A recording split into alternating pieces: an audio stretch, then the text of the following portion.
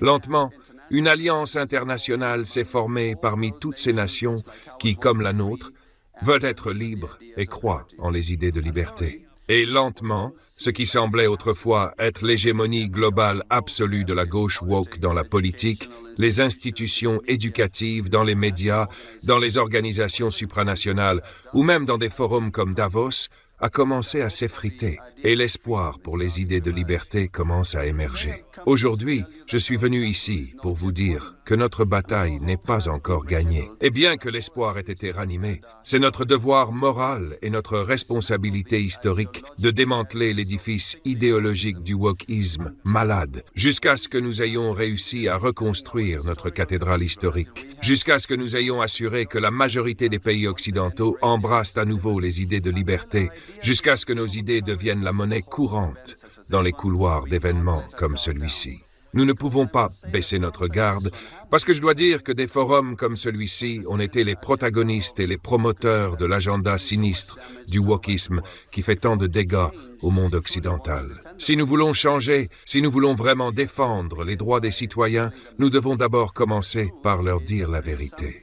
Et la vérité, c'est qu'il y a quelque chose de gravement erroné dans les idées qui ont été promues à travers des forums comme celui-ci. Et j'aimerais prendre quelques minutes aujourd'hui pour en discuter quelques-unes. Aujourd'hui, peu nieront que les vents du changement soufflent en Occident. Il y a ceux qui résistent au changement, ceux qui l'acceptent à contre-cœur, mais l'acceptent néanmoins. Il y a les nouveaux convertis qui apparaissent lorsqu'ils le voient comme inévitable. Et enfin, il y a ceux d'entre nous qui ont combattu toute notre vie pour que le changement arrive. Chacun de vous saura à quel groupe vous appartenez. Bien sûr, il peut y avoir un peu de chacun dans cet auditoire, mais vous reconnaîtrez tous sûrement que les temps du changement frappent à nos portes.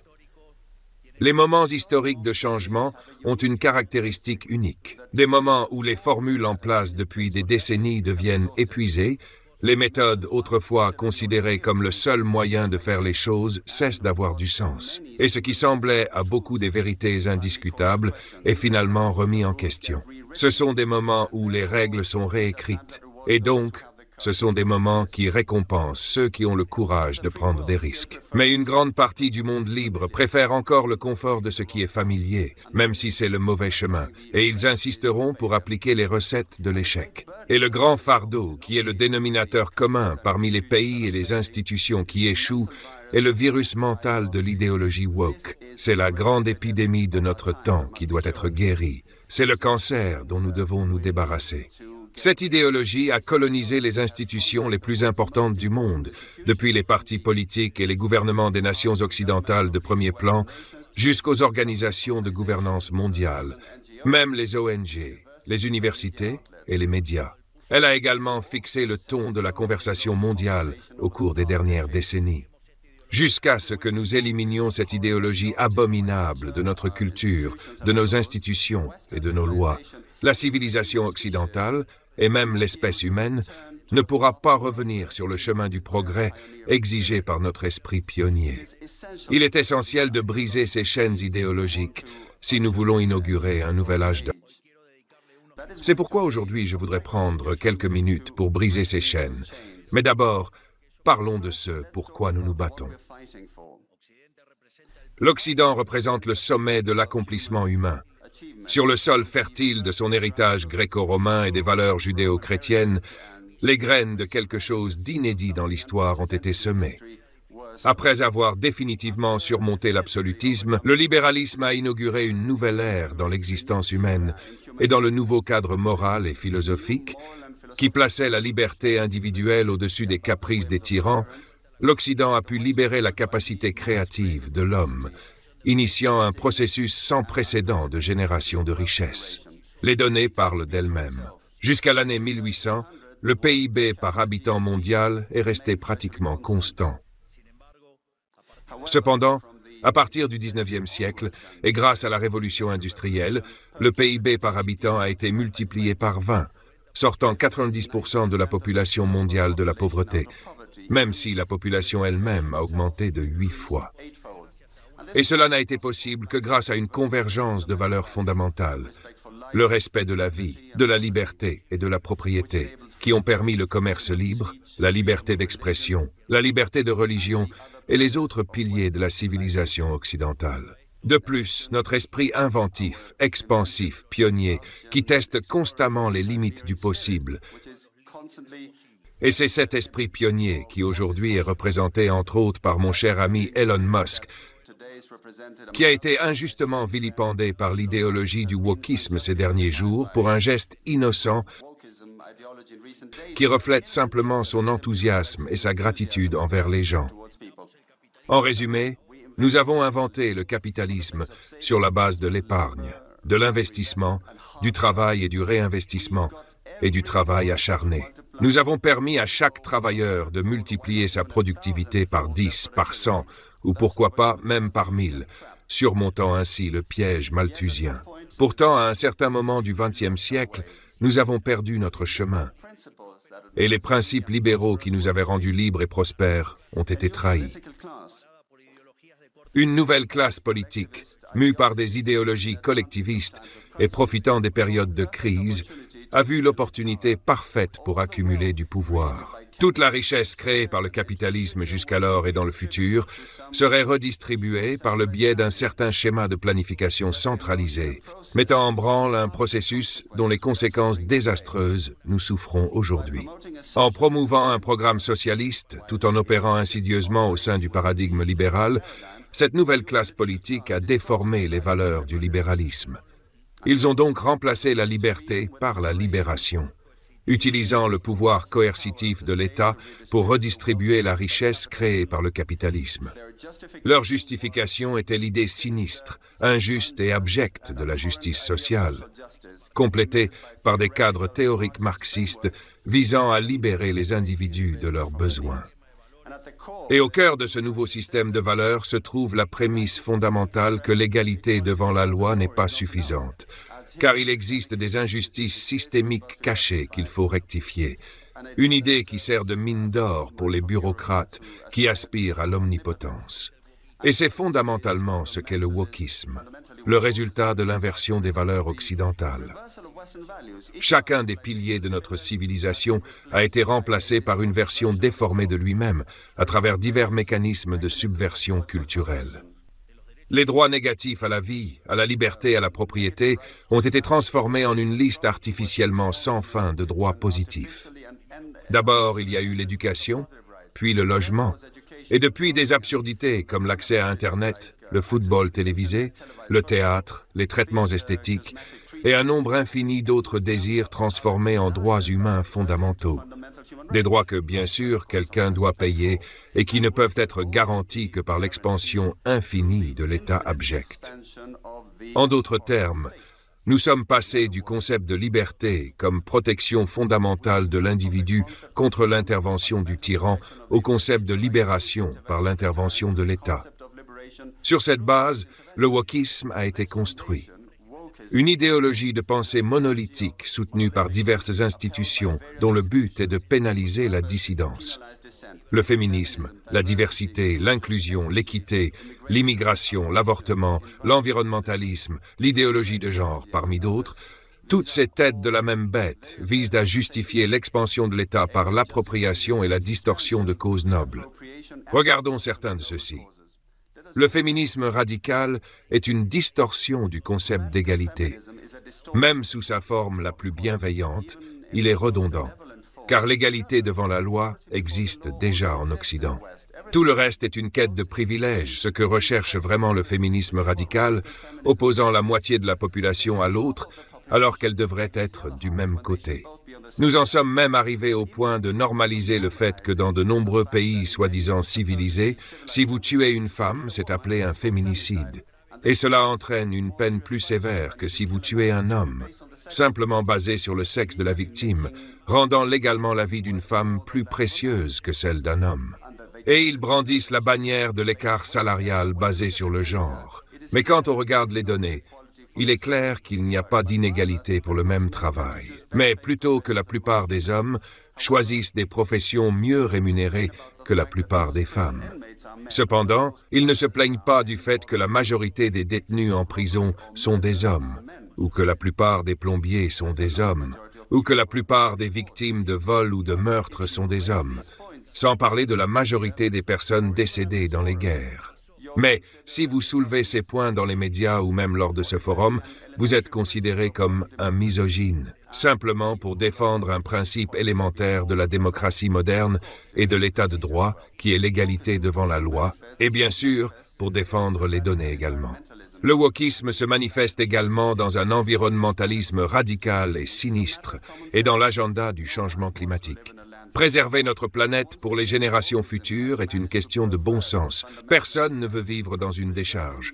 Mais une fois de plus, le wokisme a réussi à pervertir cette idée fondamentale. De la préservation de l'environnement pour le plaisir humain, nous sommes passés à un environnementalisme fanatique, où nous, les humains, sommes vus comme un cancer qui doit être éradiqué. Et le développement économique est considéré comme peu de choses de plus qu'un crime contre la nature. Et pourtant, quand nous argumentons que la Terre a déjà traversé 5 cycles de changement de température abrupts et que durant 4 de ceux-ci, l'homme n'était même pas là, on nous traite de platistes pour discréditer nos idées, même si la science et les données sont de notre côté. Il n'est pas surprenant que ces mêmes groupes soient les principaux promoteurs de l'agenda sanglant et meurtrier de l'avortement. Un agenda conçu sur la prémisse malthusienne que la surpopulation détruira la Terre, et que nous devons donc mettre en œuvre une forme de contrôle de la population.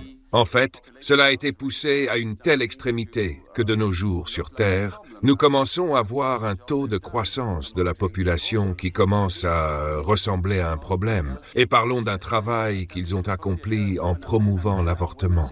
Ces forums promeuvent également l'agenda LGBT, tentant d'imposer l'idée que les femmes sont des hommes et que les hommes sont des femmes, simplement basée sur l'autoperception. Et ils ne disent rien quand un homme se déguise en femme et tue son adversaire sur un ring de boxe, ou quand un détenu de prison masculin prétend être une femme et finit par agresser sexuellement des femmes en prison. En fait, il y a à peine quelques semaines, il y avait des titres dans le monde entier concernant le cas de 2 Américains gays qui ont brandi les bannières de la diversité sexuelle et ont été condamnés à 100 ans de prison pour avoir abusé et filmé leurs enfants adoptés pendant plus de 2 ans. Je veux être clair quand je dis abus. Ce n'est pas un euphémisme, car, dans ses formes les plus extrêmes, l'idéologie de genre est un abus d'enfants pur et simple.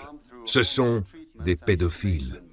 Alors je veux savoir qui soutiendrait ce genre de comportement. Des enfants en bonne santé sont irrémédiablement endommagés par des traitements hormonaux et des mutilations, comme si un enfant de 5 ans pouvait consentir à de telles choses. Et si leur famille n'est pas d'accord avec cela, il y aura toujours des agents de l'État prêts à intervenir en faveur de ce qu'ils appellent l'intérêt supérieur de l'enfant. Et croyez-moi, les expériences scandaleuses au nom de cette idéologie criminelle seront condamnées et comparées à celles commises durant les périodes les plus sombres de notre histoire. La découverte de cette multitude de pratiques abjectes est le récit de victimisation éternelle, toujours prêt à lancer des accusations d'homophobie, de transphobie et d'autres termes fabriqués dont le seul but est de faire taire ceux d'entre nous qui ont osé exposer le scandale, dont les autorités nationales et internationales sont complices. Pendant ce temps, dans nos entreprises, nos institutions publiques et nos établissements éducatifs, le mérite a été écarté au profit de la doctrine de la diversité, qui représente une régression vers les systèmes aristocratiques du passé. Des quotas sont inventés pour chaque minorité que les politiciens peuvent imaginer, ce qui finit par saper l'excellence des institutions. Le wokisme a également déformé la question de l'immigration. La libre circulation des biens et des personnes est un pilier fondamental du libéralisme, vous le savez bien. L'Argentine, les États-Unis et de nombreux autres pays sont devenus grands grâce aux immigrants qui ont quitté leur patrie à la recherche de nouvelles opportunités. Cependant, nous sommes passés d'attirer des talents étrangers pour le développement à maintenant embrasser une immigration de masse motivée non par l'intérêt national, mais par la culpabilité. Car l'Occident serait soi-disant la cause de tous les maux du monde dans l'histoire. Il doit se racheter en ouvrant ses frontières à tous, ce qui conduit à une forme de colonisation inversée qui ressemble à un suicide collectif. C'est ainsi que nous voyons maintenant des images de hordes d'immigrants qui abusent, agressent ou même tuent des citoyens européens, dont le seul péché était de ne pas adhérer à une religion particulière. Mais lorsque quelqu'un remet en question ces situations, on les étiquette immédiatement de racistes, xénophobes, voire nazis.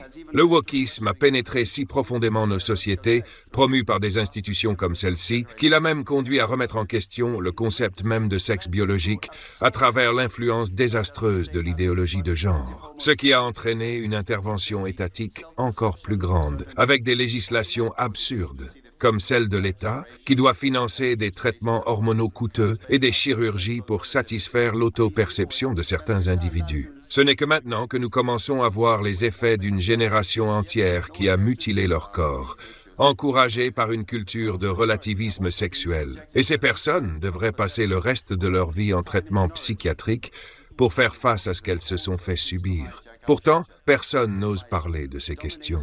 Non seulement cela, mais la grande majorité a également été soumise aux autoperceptions erronées d'une infime minorité. Et le wokisme cherche aussi à détourner notre avenir, car en dominant les facultés des universités les plus prestigieuses du monde, il façonne les élites de nos pays pour qu'elles rejettent et nient la culture, les idées et les valeurs qui nous ont rendus grands, endommageant encore plus notre tissu social.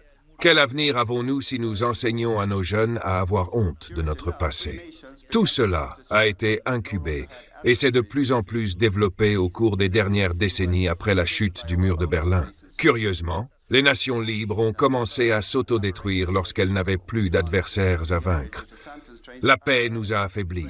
Nous avons été défaits par notre propre complaisance. Toutes ces aberrations et d'autres encore, que nous ne pouvons pas énumérer par manque de temps, sont d'autres menaces qui mettent aujourd'hui l'Occident en danger.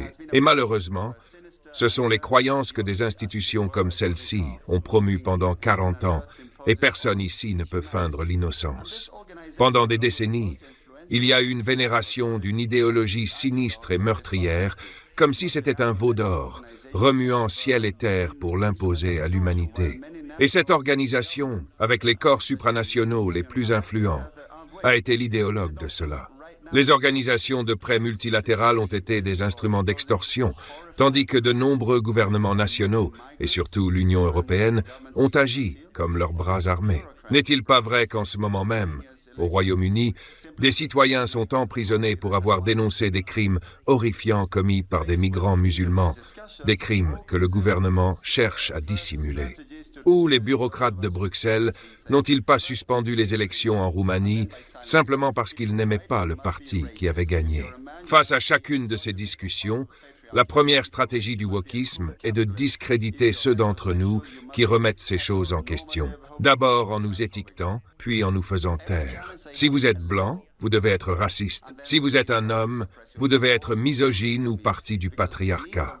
Si vous êtes riche, vous devez être un capitaliste cruel. Si vous êtes hétérosexuel, vous devez être hétéronormatif, homophobe ou transphobe. Pour chaque défi, ils ont une étiquette. Puis ils essayent de vous réprimer par la force ou par des moyens légaux. Car sous le discours de diversité, démocratie et tolérance qu'ils prêchent si souvent, ce qui se cache vraiment est leur désir flagrant d'éliminer la dissidence, la critique et, en fin de compte, la liberté pour pouvoir continuer à soutenir un modèle dans lequel ils sont les principaux bénéficiaires. N'avons-nous pas entendu récemment comment certaines autorités européennes de premier plan, et assez rouges je devrais dire, ont effectivement fait des appels ouverts à la censure? En réalité, il n'y a pas de censure, mais plutôt cette idée qu'il faut faire taire ceux qui ne participent pas à l'idéologie woke. Et quel genre de société le wokisme peut-il créer? Une société qui remplace l'échange libre de biens et services par une distribution arbitraire de la richesse sous la menace des armes, une qui remplace les communautés libres par une fausse collectivisation, une qui a remplacé le chaos créatif du marché par l'ordre stérile et sclérosé du socialisme. Une société remplie de ressentiment où il n'y a que deux types de personnes. Ceux qui sont des contribuables nets d'un côté et ceux qui sont des bénéficiaires de l'État de l'autre. Et par cela, je ne fais pas référence à ceux qui reçoivent une assistance sociale parce qu'ils n'ont pas assez à manger. Je parle des entreprises privilégiées, des banquiers qui ont été renfloués pendant la crise des subprimes, de la majorité des médias, des centres d'endoctrinement déguisés en universités, de la bureaucratie étatique, des syndicats. des organisations sociales et des entreprises de copinage qui prospèrent grâce aux impôts payés par des individus travailleurs et contribuables. Je parle du monde décrit par Ayn Rand dans Atlas Shrugged, qui malheureusement est devenu une réalité. C'est un système où le grand gagnant est la classe politique, qui devient à la fois arbitre et acteur dans ce jeu de redistribution. Je le répète, la classe politique est un arbitre et un acteur, une partie intéressée dans cette redistribution. Bien sûr, celui qui redistribue garde la plus grosse part. Et malgré les différences cosmétiques entre différents partis politiques, ils partagent des intérêts, des partenaires, des accords et un engagement inébranlable à maintenir le statu quo. C'est pourquoi je les appelle tous le parti de l'État. Un système qui se cache derrière un discours bienveillant, affirmant que le marché échoue et qu'ils sont ceux qui sont responsables de corriger ces échecs à travers des régulations, la force et la bureaucratie. Mais il n'existe pas de telle chose que des échecs du marché. Les échecs du marché, je le répète, n'existent pas, car le marché est un mécanisme de coopération sociale où les droits de propriété sont échangés volontairement. Le concept même d'échec du marché est une contradiction en termes. La seule chose que cette intervention atteint est la création de nouvelles distorsions dans le système des prix, ce qui, à son tour, entrave le calcul économique, l'épargne et l'investissement, conduisant finalement à encore plus de pauvreté dans son sillage, ou à un enchevêtrement de réglementations abjectes, comme c'est le cas en Europe, qui tue la croissance économique. Comme je le dis souvent dans mes discours, si vous pensez qu'il y a un échec du marché, allez vérifier si l'État n'est pas impliqué, et si vous trouvez qu'il ne l'est pas, vérifiez à nouveau, car vous avez eu tort. Pour cette même raison, le wokisme n'étant rien de plus qu'un plan systématique du parti de l'État pour justifier l'intervention étatique et augmenter les dépenses publiques, cela signifie que notre première et principale mission, si nous voulons vraiment retrouver le progrès de l'Occident et construire une nouvelle ère dorée, doit être de réduire drastiquement la taille de l'État, non seulement dans chacun de nos pays, mais aussi de réduire drastiquement toutes les organisations supranationales, car c'est le seul moyen d'éradiquer ce système pervers en le privant de ses ressources pour rendre aux contribuables ce qui leur appartient et mettre fin à la vente de faveurs. Il n'y a pas de meilleure méthode pour mettre fin à la bureaucratie de l'État que de ne pas avoir l'opportunité pour ces faveurs d'être vendues en premier lieu. Les fonctions de l'État doivent à nouveau être limitées à défendre le droit à la vie, à la liberté et à la propriété. Toute autre fonction que l'État assume se fera au détriment de son rôle fondamental et conduira inévitablement au Léviathan omniprésent sous lequel nous souffrons tous aujourd'hui. Aujourd'hui, nous assistons à l'épuisement global de ce système qui nous a dominés ces dernières décennies. Tout comme cela s'est passé en Argentine, le reste du monde voit l'approfondissement du seul conflit véritablement pertinent de ce siècle et de tous les précédents. Le conflit entre les citoyens libres et la caste politique qui s'accroche à l'ordre établi, redoublant d'efforts pour la censure, la persécution et la destruction. Heureusement, dans le monde libre, la majorité silencieuse s'organise et dans chaque coin de notre hémisphère, l'écho de ce cri de liberté résonne. Nous faisons face à un changement d'air, un virage copernicien, la destruction d'un paradigme et la construction d'un autre. Et si des institutions influentes à l'échelle mondiale comme celle-ci souhaitent tourner une nouvelle page et participer de bonne foi à ce nouveau paradigme, elles devront assumer la responsabilité du rôle joué au cours des dernières décennies en reconnaissant à la société le mea culpa qu'on lui demande. Pour conclure, je souhaite m'adresser directement aux dirigeants du monde, à tous ceux qui dirigent à la fois les États nationaux et aussi les grands groupes économiques et les organisations internationales influentes, qu'ils soient présents ici aujourd'hui ou qu'ils écoutent depuis chez eux. Les formules politiques des dernières décennies auxquelles j'ai fait référence dans ce discours ont échoué et s'effondrent maintenant sous leur propre poids. Cela signifie que penser comme tout le monde le fait, lire ce que tout le monde lit et dire ce que tout le monde dit ne peut mener qu'à l'erreur, même si beaucoup insistent encore à marcher vers le précipice. Le script des 40 dernières années est épuisé, et quand un système s'épuise, l'histoire s'ouvre.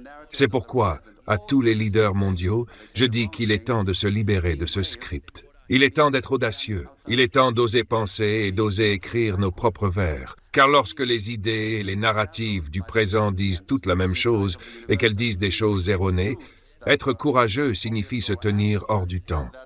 Cela signifie regarder en arrière, ne pas être ébloui par le transitoire, perdre de vue l'universel. Cela signifie réclamer des vérités qui étaient évidentes pour nos ancêtres et qui sont au cœur du succès de la civilisation occidentale, mais que le régime de pensée monolithique des dernières décennies a persécuté comme si c'était des hérésies. Comme Churchill l'a dit un jour, plus loin vous pouvez regarder en arrière, plus loin vous êtes susceptible de voir en avant. En d'autres termes, nous devons nous reconnecter avec les vérités oubliées de notre passé pour démêler les nœuds du présent et franchir la prochaine étape en tant que civilisation vers l'avenir. Et que vois-je quand je regarde en arrière? Que nous devons à nouveau embrasser la dernière thèse prouvée de succès économique et social. C'est le modèle de la liberté. Embrasser à nouveau les idées de liberté, revenir au libertarisme. C'est ce que nous faisons en Argentine. C'est ce que je crois que le président Trump fera dans la nouvelle Amérique. Et c'est ce que nous invitons toutes les grandes nations du monde libre à faire si elles souhaitent arrêter à temps ce qui est clairement une voie menant à la catastrophe. Donc, en fin de compte, ce que je propose, c'est que nous rendions à nouveau l'Occident grand. Aujourd'hui, comme il y a 215 ans, l'Argentine a brisé ses chaînes et nous invite, comme le proclame notre hymne national, nous invite tous, mortels du monde, à entendre le cri sacré « Liberté, liberté, liberté ». Que les forces du ciel soient avec nous. Merci beaucoup à tous et vive la liberté. Merci beaucoup, Monsieur le Président. Comme vous le savez tous, comme tout le monde le sait, ceci est une plateforme ouverte et libre et nous sommes extrêmement reconnaissants pour votre concept et pour votre présentation. Merci beaucoup, Monsieur Dunn.